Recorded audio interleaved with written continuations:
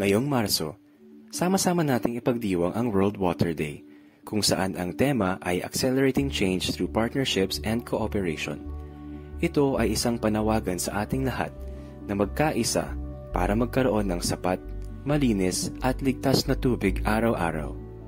Nakita natin sa panahon ng COVID-19 ang kahalagahan ng pagtutulong-tulong para sa pagbangon ng bawat Pilipino sa hirap na dinulot ng pandemya. Ngayon, marami pa rin tayong mga kapitbahay na walang access sa sapat, malinis at ligtas na tubig.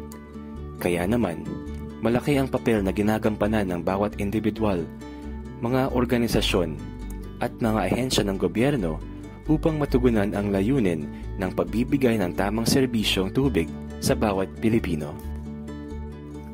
Isa na ang DILG o PDS sa mga patuloy na gumagawa ng programa at proyekto para dumaloy ang malinis at ligtas na tubig sa tahanan ng bawat pamilya. Iilan sa mga programa ng OPDS ang Saling Tubig, Assistance to Municipalities, at Assistance to Disadvantaged Municipalities. Pero hindi nag-iisa ang DILG sa serbisyong pantubig. Marami ring mga ahensya, industriya at organisasyon na nakatuon sa misyon ng pagbibigay ng tubig sa bawat tahanan para sa pang-araw-araw na gamit at inumin. Kaya mahalaga ang partnership at cooperation sa pagsulong ng pagbabago at pag-unlad sa pamamahala ng ating tubig.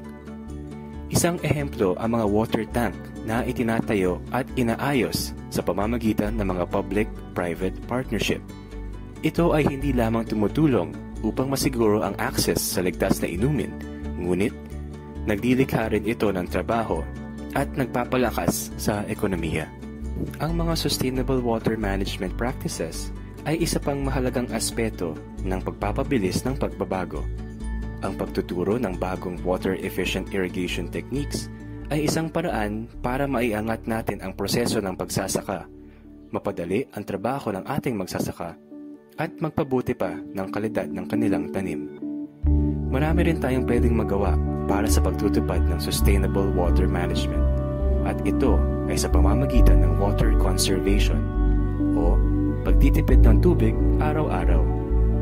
Halimbawa ng paraan ng pagtitipid ng tubig ay pagpapatay ng gripo tuwing tayo ay nagsisipilyo, pagpapagawa ng mga tumutulong gripo o tubo, ang pag-iwas sa pagtatapon ng tissue paper o iba pang basura sa palikuran, pagsisigurado na nakapatay ang gripo tuwing tayo ay aalis ng bahay o bago matulog. Ito ay mga simpleng gawain na maaaring magdulot sa malaking pagtitipid ng tubig.